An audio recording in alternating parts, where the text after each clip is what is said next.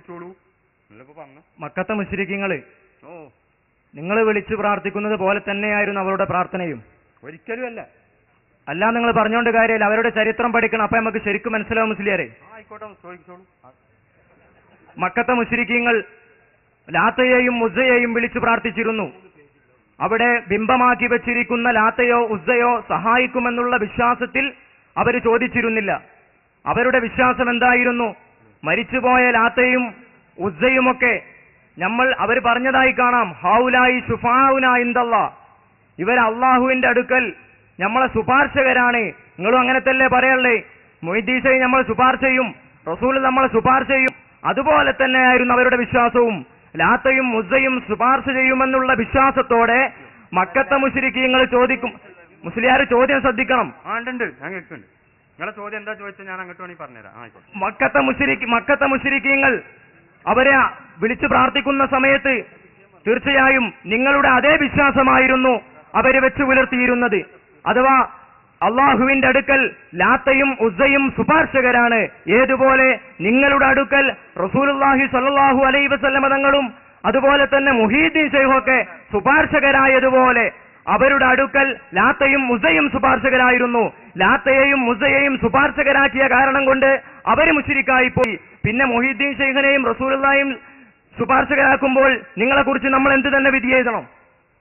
ചോദ്യത്തിന്റെ അൽഹാസിൽ ഞാൻ പറയാം. നിങ്ങൾ പറഞ്ഞ എല്ലാം പറയേണ്ടതില്ലല്ലോ, എന്റെ ചുരുക്കം പറഞ്ഞാൽ മതിയല്ലോ.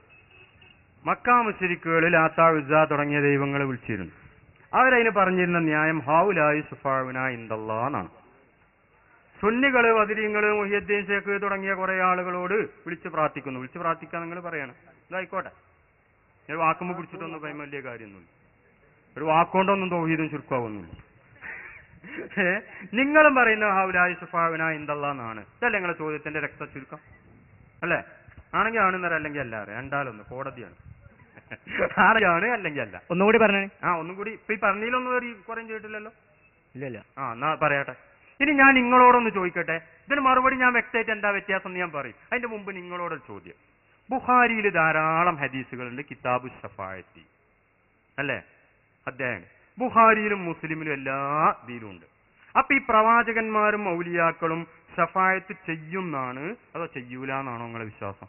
അതൊക്കെ മരിച്ചുപോയതിനെ മുസ്ലിയാരെ. അപ്പൊ റസൂലുള്ളാഹി സ്വല്ലല്ലാഹു അലൈഹി വസല്ലം തങ്ങൾ അവിടെ ഉണ്ട്, നമ്മളുണ്ട്. അതിൽ ആർക്കും തർക്കമില്ല അല്ലെ? അത് എന്തോ ആയിക്കോട്ടെ, അതിൽ നമുക്ക് തർക്കമില്ലല്ലോ. പിന്നെ എന്തോ ആയിക്കോട്ടെ എന്ന് പറഞ്ഞോണ്ട് കാര്യമില്ല. അതല്ലേ ശഫാഅത്ത് ചെയ്യുന്ന അടുത്തുനിന്ന് ആയിക്കോട്ടെ, എല്ലാവരും അവിടെ തന്നെ ഉണ്ട്, ഞാൻ സമ്മതിച്ചു.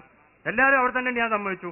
എന്നാ ശഫാഅത്ത് ചെയ്യുന്ന ചെയ്യൂല ഞങ്ങളെ വിശ്വാസം. മരണാനന്തര ശഫാഅത്ത് ഉണ്ടെന്നുള്ളതിൽ ആർക്കും തർക്കമില്ലല്ലോ. ഇല്ലല്ലോ. അപ്പൊ നിങ്ങളുടെ അഭിപ്രായം ഹൗലായി ശുഫാഉന ഇൻദല്ലാഹ് തന്നെയാണ് അമ്പിയാക്കളെ കുറിച്ച് അല്ലേ? അപ്പൊ നിങ്ങളും മക്കാ മുശ്രിക്കുകളും തമ്മിൽ എന്താ വ്യത്യാസം? ആ വ്യത്യാസം എന്ന് പറഞ്ഞാൽ ഇവരെ വ്യത്യാസം ഞങ്ങൾ പറയാം. വ്യത്യാസം നമ്മൾ പറഞ്ഞുതരാം മുസ്ലിയാരെ. വ്യത്യാസം പറഞ്ഞുതരാം.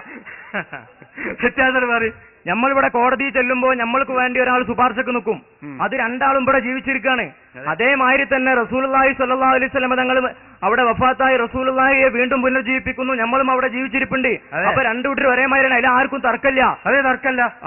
അപ്പൊ ആ അർത്ഥത്തിൽ ഹൗലായി ശുഫാഉന ഇൻദല്ലാഹ് തന്നെയാണ് പാരും അമ്പിയാക്കളോ. അത് ഭൗതികമായ എന്നാൽ രണ്ടു കൂട്ടരും അവിടെ ഉണ്ട്. അല്ല, ഉണ്ട്. അതന്നെ ഉണ്ട് എന്നുള്ളതന്നെ ഞാൻ പറയും. അപ്പൊ നമ്മൾ പറഞ്ഞു, നിങ്ങൾ പറഞ്ഞു ഡിഫറൻസ് ഉണ്ടോ? ഞാൻ പറഞ്ഞേ അതേ വ്യത്യാസം മുസ്ലിം മൗലവി ഞാൻ പറയും, പിന്നീട് പറയും. ഇപ്പൊ ഈ പറഞ്ഞിരുന്ന അഭിപ്രായ വ്യത്യാസം ഉണ്ടോ? അതാ ഞാൻ ചോദിക്കുന്നത്. അപ്പോ റസൂലുള്ള ശഫാഅത്ത് ചെയ്യും എന്നതിന് ധാരാളം ഹദീസും മാത്രമല്ല ആയത്തുണ്ട്. ഏത്? അല്ലാഹ് തന്നെ പറയുന്നുണ്ട്, ശഫാഅത്തുൽ അംബിയാഉ വൽ മലായികത്തു വശഫഅൽ മുഅ്മിനൂൻ വലം യബ്ഖ ഇല്ലാ അർഹമുർ റഹീമീൻ. അമ്പിയാക്കളും ശഫാഅത്ത് ചെയ്ത് കഴിഞ്ഞു, ഔലിയാക്കളും ശഫാഅത്ത് ചെയ്ത് കഴിഞ്ഞു, എല്ലാവരും ശഫാഅത്ത് ചെയ്ത് കഴിഞ്ഞു, ഞാൻ മാത്രമേ ബാക്കിയുള്ളൂ എന്ന് പറയണേ ആർക്കും അഭിപ്രായ വ്യത്യാസമല്ലാത്ത ഹദീസുകളാ.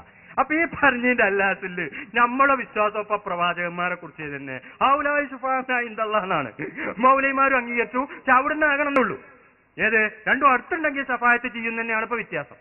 ഇനിയിപ്പോ നമ്മളേതാണ്?